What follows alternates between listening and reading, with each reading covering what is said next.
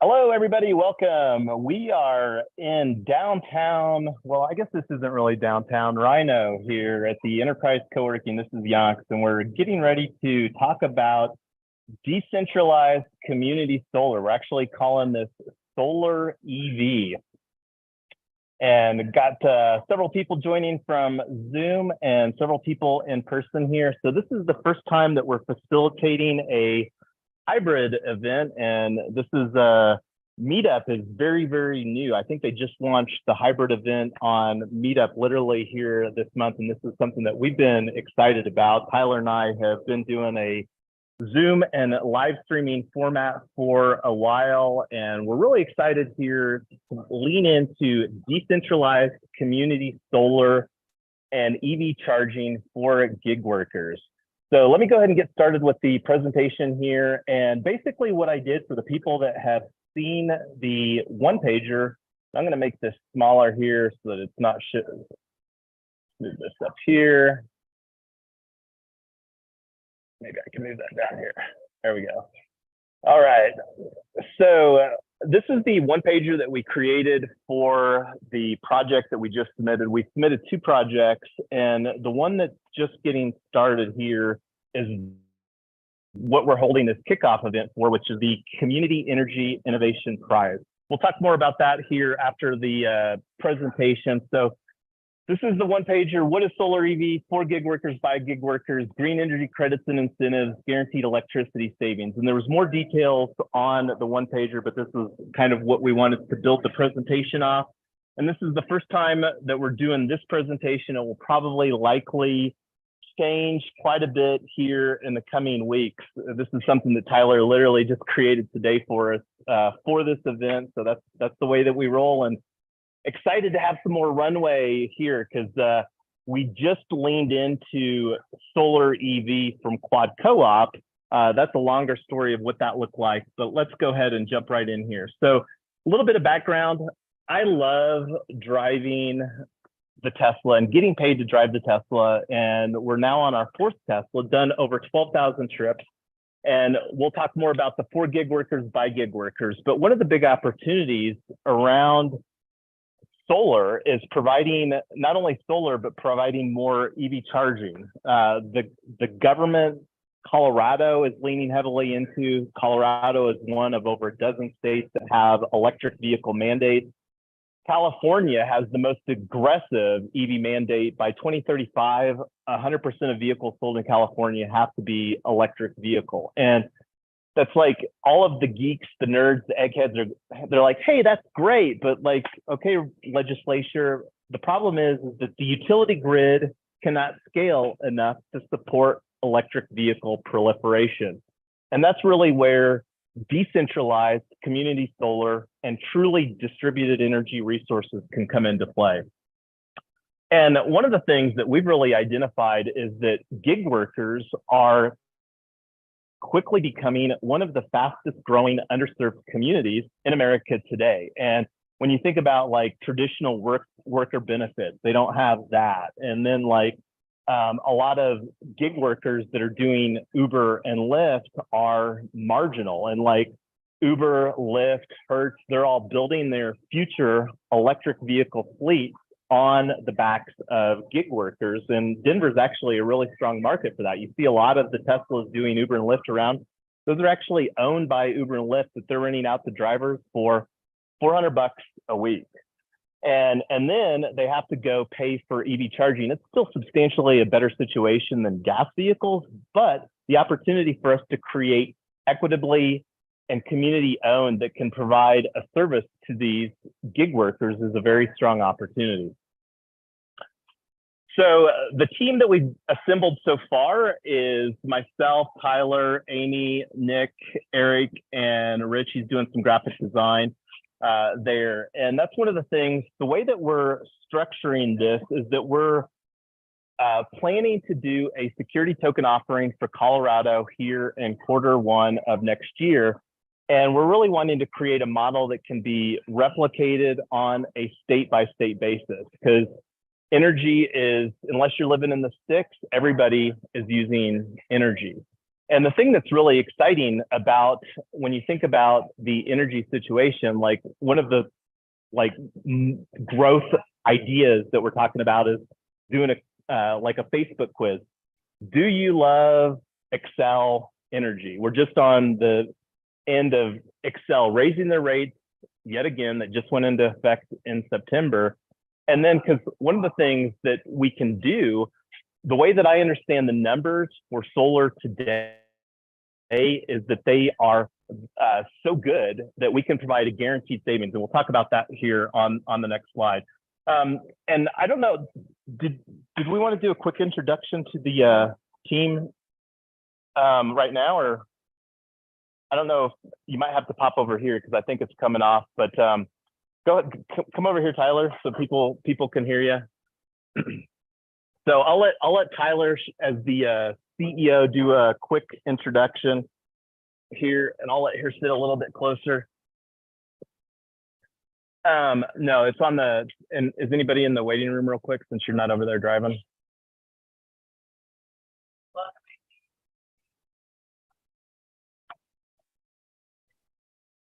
Can't hear. We can't hear you. Did it mute? Is it? Oh.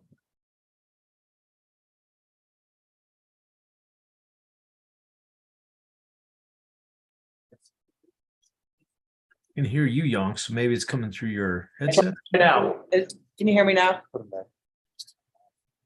Yep, that sounds great. All right, cool. So Jason's our founder. One of the things that we have been really excited about with this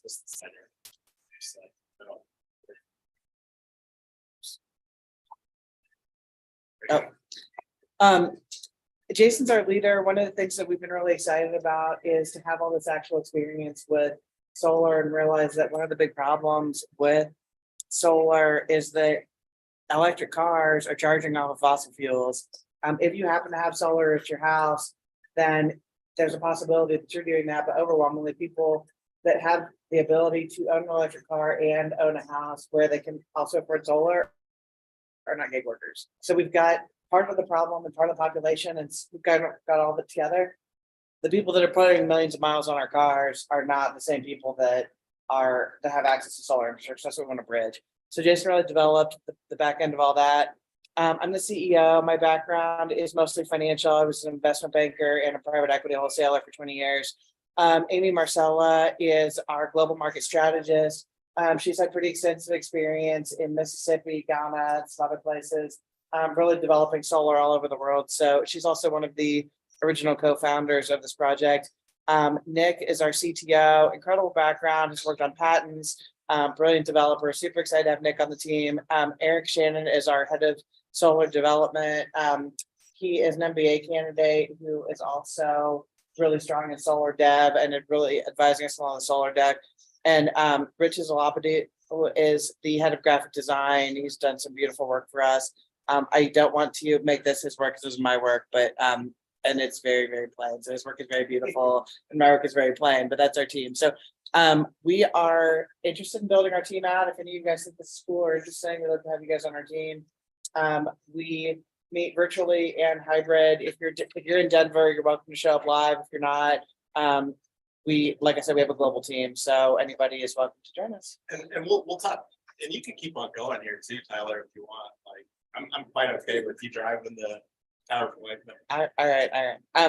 So the first thing about solar EV is that what it actually is putting solar canopies, which are basically carports over commercial parking lots. And just imagine a carport covering a parking lot. It's got solar on the roof of the carport. It has attached local battery storage. So sun's not shining 24 hours a day. People are not charging always when it's sunshine. So panels go collect solar. It gets stored in the battery. We release that as fast charging. That's really what the project is. For those of you who aren't familiar with EVs, there's really kind of two ways you can charge your car. Slow charging, which is what you do at your house, which is somewhere between 5 and 30 miles an hour, and fast charging, which is up to 1,000 miles an hour, and that's where you can go from 0 to full in 30 minutes. So if you're charging at your house, slow charging is fine. If you're charging on the go, then fast charging is the only way to go.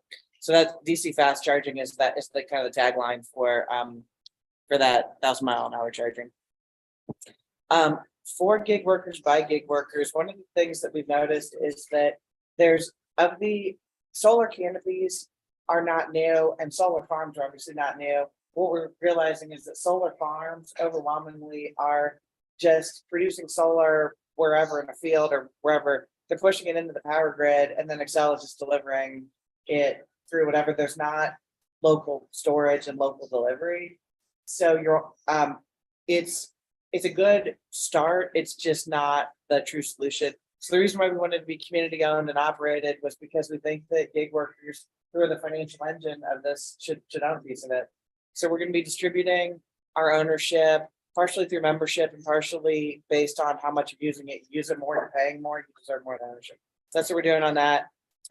It's regenerative because one of the things we like about the circular economy is the more usage it gets, the more money we have to build more chargers, the more people can bring into the ecosystem because they have a financial incentive to do that.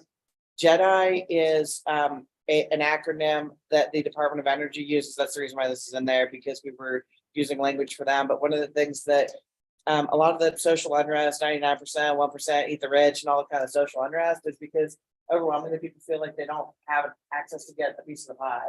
So our thought is it's not necessarily, there's not money out there for everybody. And it's not even that people can't get to the money. In general, it's that so much of the barriers are that it's just way easier to go to a guy with $100 million and say, write me a check. We're doing this in some ways the hard way of saying to the community, join a $50 a year membership or a $20 a month membership or something that's reasonable.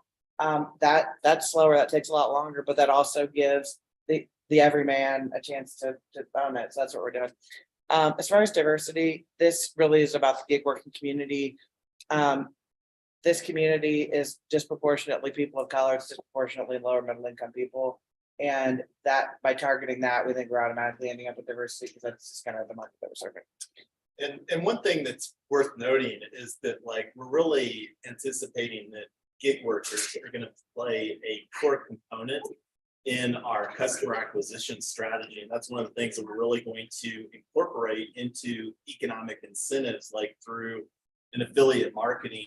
Because when you think about how traditional businesses build customers and attract customers, they normally have paid staff that do that. And this is one of the things that we're really wanting to lean into the community owned and operated ethos, give them the opportunity. Because when you think about somebody that's driving an electric vehicle or a normal vehicle, they have, over the course of a week, potentially 100+ passengers in their vehicle. And one thing that's all pretty common is that most all of us are energy consumers. So that's one of the things that we're really excited that's going to be a huge differentiator in our project compared to anything else on the market that we've seen.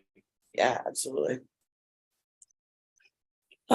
Green energy credits and incentives. One of the things that there are lots of programs out there for that we think that we are a home run for are energy community, hard to hit coal opportunity zones, solar and lower middle income communities, and NEVI, which is the Department of Transportation has identified certain corridors, certain highways that if you're within 1 mile of those certain highways, which are like I-25, 36, places like that, you can get these extra credits for building the corridors. That's probably the easiest one, because when you're driving and you're running out of fuel, then you would probably just pull up the highway and fuel up and get back on the highway. So, opportunity zones, if you're not familiar with them, so we call this the Big Bipartisan Group Hug. This is a program started with Obama, got renewed under Trump, got renewed under Biden. It was a program that started very rural and very urban areas that needed renewal. And there's some extra incentives for capital gain, people that have large capital gains. If they invest in projects that renew the community and improve the community, then they can get out of its capital gains over a long period of time. So that's a huge one. Solar in LMI communities. One of the things about lower middle income, you're more likely to be in an apartment if you're in an apartment, you are very unlikely to have a say into whether there's solar on the roof. If there is, you're not paying for it, and you just don't have a choice, like you do in single families. You're also much more likely to be in a highly polluted zip code. So the lower income you are, the more likely you're to live in pollution. So our thought is, if we get these right, we stack these together, saying, where are people trying to move off coal? Where the opportunity zones are really everywhere. If you look at a map, they're just little pockets all over town. So they're pretty easy to find. And the thing that was really exciting about the Inflation Reduction Act is it introduced the transferability of a lot of these credits. And these credits can actually be monetized if you're creating a company that doesn't have like a lot of profit to utilize those tax credits, they can be sold, and then that profits from selling those tax credits can then be distributed to your investors or the cooperative members in this model. So we're going to stack those. There are some other programs that make sense. And one of the things that we're looking at is trying to figure out a right balance between tax credits and incentives, government programs that we already fit into, and private funding, and making sure that this thing's financially sustainable for everybody who's involved with it. Do you want to talk about the savings? Yeah, absolutely. And that's one of the things that's really exciting about what we're building is the opportunity to create guaranteed electricity savings. And we anticipate that we will be able to deliver these numbers, save like for normal residential and business customers, 10%. So they would pay 90% of what they would normally pay. And the way that it works is that it's done through a crediting process. And that's one of the things that Excel, due to regulations that the Colorado House passed over a decade ago in 2010, that really made community solar possible. And then like for the low and moderate income families that Tyler was talking about. And when you think about like when Excel raises the energy rates, it really impacts those LMI households the most, because they're raising the rates the same whether you're making 50 grand a year or 150 grand a year. So the energy burden is felt a lot more by the lower income because it amplifies from a percentage of their household budget. And then gig workers, the DC fast. This is the thing that I'm most excited about, is just having more opportunities to fast charge around the metro area, but then fast charge where I have an economic incentive there, but also being able to lower my own rates. And the thing that we love about the way that the numbers are with DC fast charging is, and we don't have a slide here, but like what we pay for fast charging in public is probably like normally almost 3x of what we pay for the energy at home, just to put things in perspective. So we really anticipate, like with this model, we're going to be distributing to EV charging the most profitable electricity that normally gets sold on electricity that we're generating on site. So like, and just got a quick example, but that's all I got on that one. Yep. So we'd love to meet you guys. We'd love to connect with you. We broadcast everything we do on YouTube, and through Automagical, everything we do goes out to YouTube, Twitter, LinkedIn, Facebook, all at the same time, wherever you're listening. We'd love to connect with that. We'd love to connect with you. We have a Saturday morning book club that is not necessarily related to solar EV, but it's just it's something that our community does together. It's really fun. We do that Saturday mornings from 9 to 11 Mountain Time. That's on Clubhouse, which is an online social audio app. And then we do our working groups usually every week, Sunday from 2 to 4 p.m. Mountain Time. And again, those have all been Zoom only. We're thinking about switching that to a hybrid, so you can be live or whatever. But we'd love to connect with you. We're always growing our team. We just submitted a Department of Energy round that we just finished a week ago, and we're getting ready to do another one in February. And we're just looking forward to ramping up between now and then. Yeah, switch me. I'll actually show the Community Energy Innovation Prize, because this is the kickoff event for that. So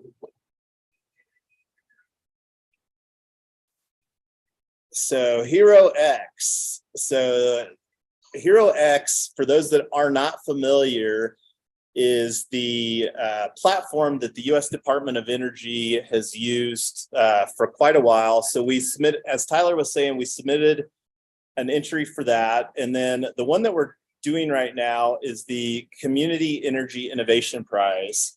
Let me make this a little bit bigger here for everybody. So this is one that, looking at the timeline, so this one is barely just getting started. So here we are today, October 6th. So I'm going to just read the definition. So provide support, build trust, and strengthen partnerships with underserved communities while advancing the clean energy transition.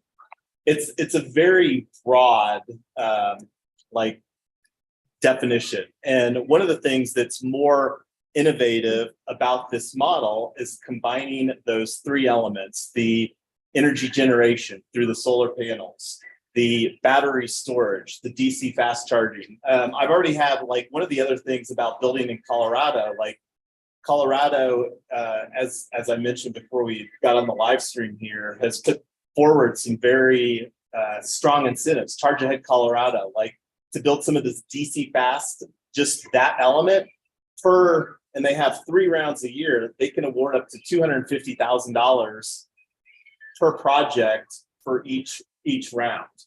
And when I was talking to Zara, who's the liaison for the Colorado Clean Energy Office, I asked if she was aware that these 3 elements, if they existed anywhere in the state. She was like, not that I'm aware of. So this is what we believe is one of the best opportunities for the tokenization of real world assets too. Because, like, when you think about DAOs, decentralized autonomous organizations, and the tokenization of real world assets, this is really an asset, this distributed energy resource that can absolutely benefit the community as a whole. And then, because the battery storage adds an immense amount of resiliency, like one of the things that there's going to be increasing conversations about, and the way that I understand just the energy dynamics that exist in Colorado, like how Xcel's been rolling out those smart meters, that's so that they can charge more money during peak usage time. Well, the opportunity for people that have energy stored during that time to sell it back to the grid. So, like, I've even heard power arbitrage stories of where people buy energy and then they just store it and then sell it back to Xcel during those grids because they can, because they have battery storage that they have, and they have that set up through their situation, their connection with Xcel. And that's absolutely something that we can do with this model as well. So the thing that's another thing besides the opportunities that Tyler talked about, there's an informational webinar for this. We're actually submitting under the Clean Energy Tract. They just had the informational webinar. And then the submission deadline is all the way up here to February of 2024. And one of the things that really excited about is working with colleges, because it looks like that colleges that are submitting on this have the requirement to partner with the community partners. So, like, there's even an opportunity for colleges that aren't necessarily looking at this for saying, hey, like, we would like Front Range Community College there at 112th and Federal. That would be, and I like that location because we're in North Denver, so it's a lot closer. That I could personally use that if they put some DC fast charging in there. But they have, a lot of parking lot, and then they have probably buildings that don't have solar on their buildings. And this is something that could, again, benefit the community and then provide a lot of resources, because there's going to be an immense amount of jobs for solar installers is ramping up. Because what I've heard, 380 billion of green energy tax credits on the table here through this Inflation Reduction Act. So I'm going to stop talking. If somebody wants to ask some questions, this would be a great time. I'm going to see who all we've got on the live stream here. I'm going to go on mute. If anybody on the live stream wants to ask a question, can you check the YouTube or the restream, Tyler, and see if there's anything there? So we very much build in public, and that's one of the things that we are only going to continue to do. And primarily, we've got two avenues that we're doing right now. We have our working group on Sunday from 2 to 4. And then we have an office hours, and that's a more casual thing where people come in, ask some questions, and then like that's normally where we just get more stuff done in an allocated time frame. So I like operating in that because it makes a more clean thing where I can, you know, create my own agenda and then work off on checking some boxes in a very regimented manner. Is there an anticipation, having seen some things like this roll out, when we've got sort of simple paradigm like Excel, which is, you know, what we deal with in Colorado, but there will be, I think, roadblocks that will be either very obvious and explicit, or And that's one of the things that I'm not afraid to amplify through building in public. I mean, quite honestly, like talked about doing a change.org petition for, you so know, want to invite them. It starts to. well, that's the great thing is that there's already a decade plus. I mean, this House bill that allows community solar is over a decade old. So it's not necessarily something that Excel's excited about, but they operate under the regulations of the Colorado Public Utility Commission. And this is something which operates through House legislation. So they have to follow those regulations. And this is something that the opportunities have only increased. Like I was floored when I found out that there was an actual limit of how much solar, as far as energy that you could generate. And they base that off of your last 12 months. So there was a limit. Like it used to be, I think, 120%. And that recently got increased to 200%, like 200% of your previous 12 months of billing.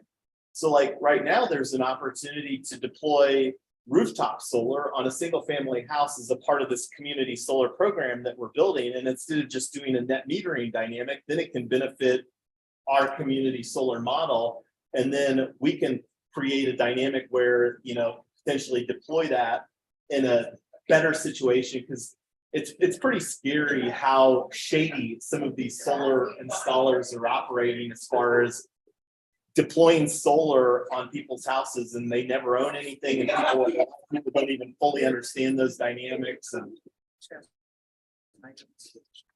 oh, so I see you've got your mic open, Peter. Go ahead.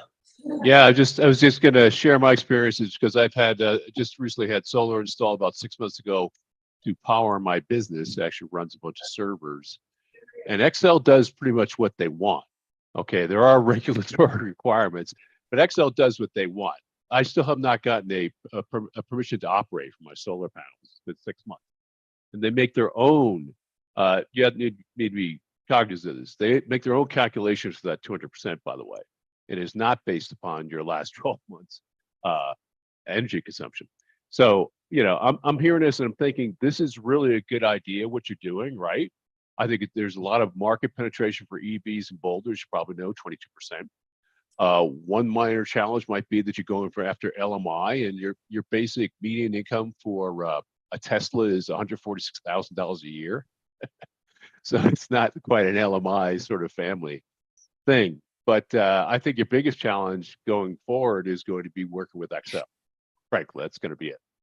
Yeah, and that's one of the things that we're fully anticipating to be the case. And they have a pretty clear program, and that's where getting local municipality support. And we're actually, I'm glad that you brought up Boulder, because we didn't build yet into. And let me actually just do a share screen here real quick. I'm going to bring up the, I created a Google Maps for creating, let's see, share with me.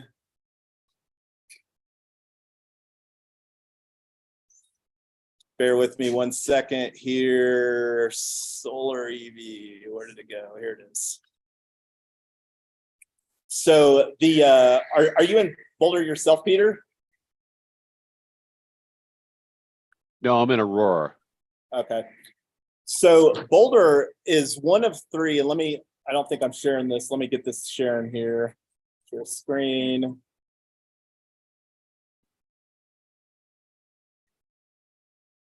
Cool.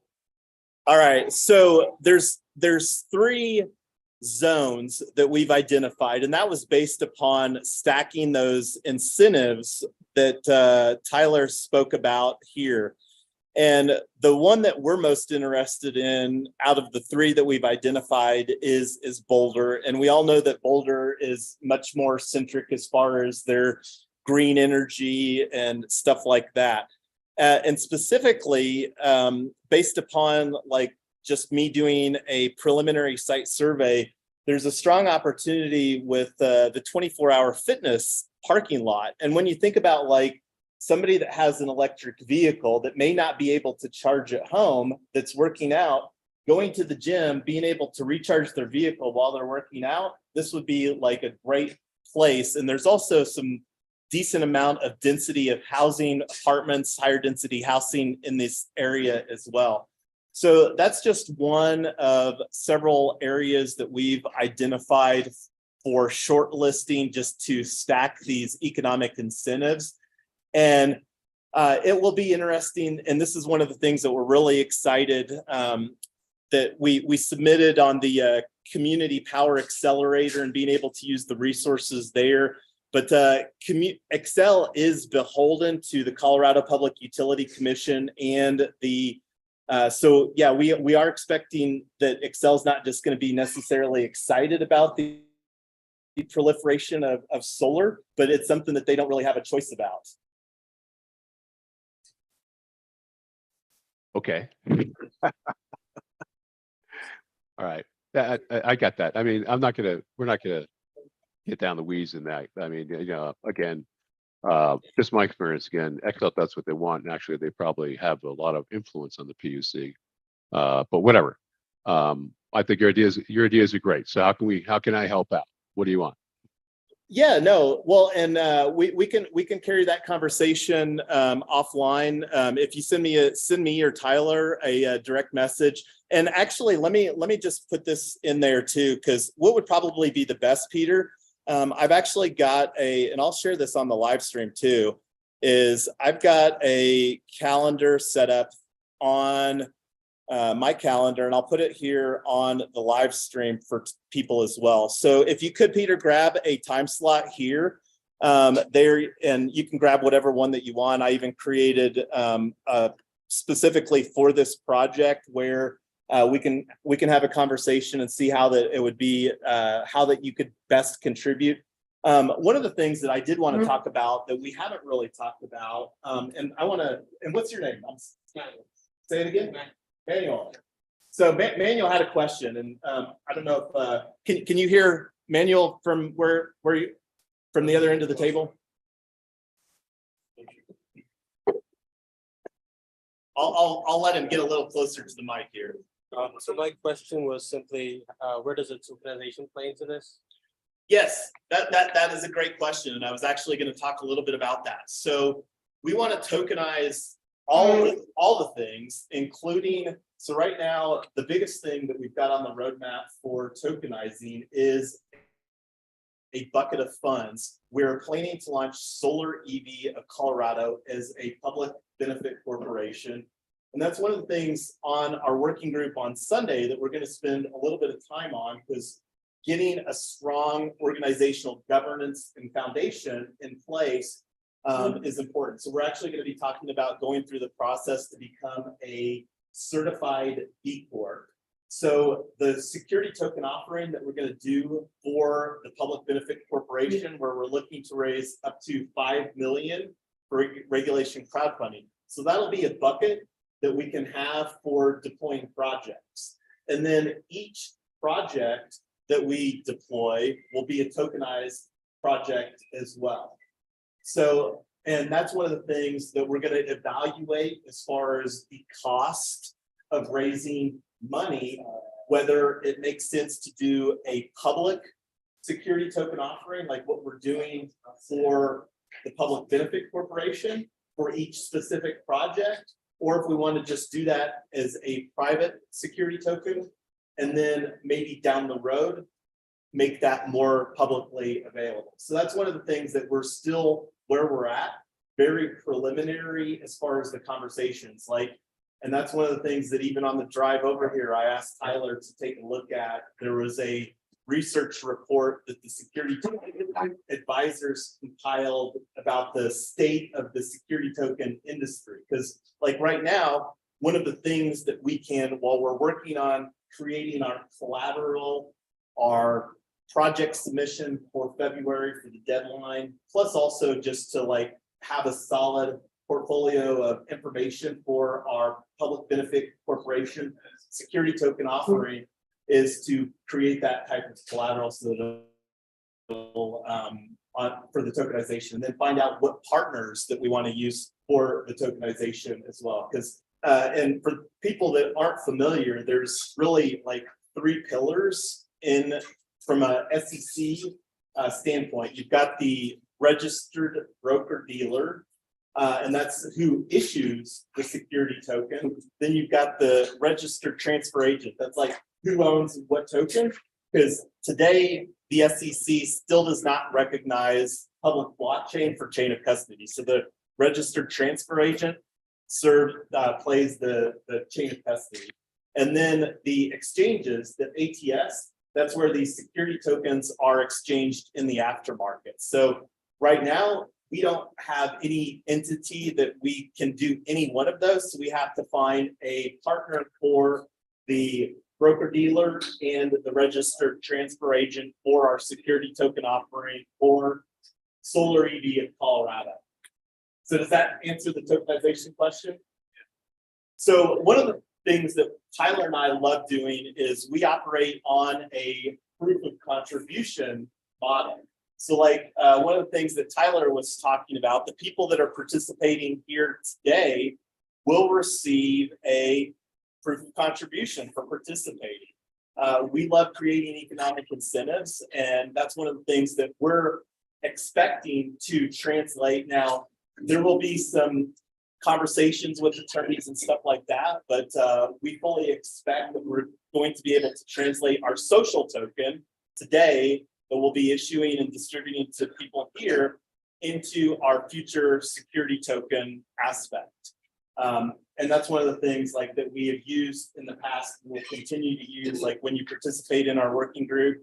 And then we also have like a bounty board where we can create tasks and different things that need to get done to move the project forward, where we can reward tokens for doing that sort of thing as well. So we love using Web3 and DAO tooling to build this decentralized autonomous organization, because we really view like the efforts to be successful in this project are largely 2 things: marketing and project management. So like when you think about after we've got the letter of support, we've got the bucket of money, and then like there's going to be a time where somebody needs to be managing that project from start to finish to make sure that that gets turned on, right? And then on the backside, there's probably going to be a little bit of operations and maintenance for the solar and the EV charging infrastructure. And that's going to be an ongoing work in progress as far as what that looks like. But we're fully anticipating to build this as an increasingly decentralized model that we can ramp up, and then other people can copy. Like California is, we all know how large of a market that is. I personally don't have any time or any interest of spending much time in California. And this is really a project where boots on the ground, feet on the ground, local connections can really make a difference. So like, that's one of the things that we're going to here in 2024, really put together a plan for expanding this model after we have success here in Colorado. Any other questions on the live stream?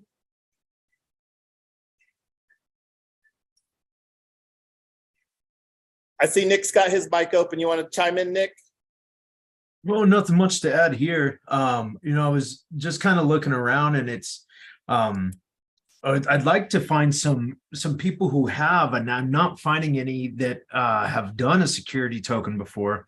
And that is the interesting thing, is to kind of learn from what some of these other people are doing. If people are getting approved for their their security tokens, I think that would be really great if we could model how they've done it, or see how they did it and what their process was. but No, absolutely. And I'm going to share my screen again because one of the things I was talking to Tyler here just this week while we were in Las Vegas is joining the STA, Security Token Advisor Success Network. And this is something that I'm going to join maybe even later today because this is one of the things that, like you said, just collaborating with other people and then really understanding what that looks like and because we are dealing not only with securities regulations here, but with energy regulations as well. Because besides the security token offering, one of the things that from the sounds of it is that we need to get at least 10 LMI subscribers. I don't think they all have to be low or moderate income subscribers for our community solar project, but we need to have, and I think that we need at least 50% of them. And I think that for this project, because I'm really expecting a good portion of the energy that we're creating to not even go into the grid to subscribers, but to just get consumed via electric vehicle charging on site. So that's another thing that we really need to figure out, because that's one of the prerequisites for going through the community solar program process with Xcel Energy, is that we need to have 10 subscribers. But the security token, for anybody else that's interested, I think this is a $99 a month success network situation, but this is something that we've been talking about for a while, and collaborating with other people is something that is an investment that we want to make so that we can really get this figured out and launched. And here's the link too. I'll go ahead. I don't know if I shared the link to our, here's the one that we did for, I'll share a link to our community energy. Well, and let me actually just do this. So we've got at solarevcoop.org. It redirects to our link tree. I'll share this link in here. This is the best page to bookmark for our project. So these are the 2 previous team submissions that we did. This is the one that is the community energy innovation, is the one that we're currently, that's just kicking off. Like I said, this one, the informational webinar is on next, whatever day October 12th is. I think it's a Tuesday. So that's something that I'm going to try to participate in person on. But for people that want to join our team, I mean, it's literally a couple minute process to sign up and enroll here, and we'll get you approved. And this is one of the things that we're really excited to utilize as far as like social proof, and really excited to just create the economic incentives for people to grow this business model. Because like that to me is the big value proposition of Web3. And one of the ways that I've best heard of describing Web3, like Web 1, the first generation of the internet, was read. Web 2, which is basically what we're in right now, was read write. Web 3 is read, write, own. So the opportunity through Web3 to create much more equitable, community-owned, community-operated situations, to me, is the ethos of Web3.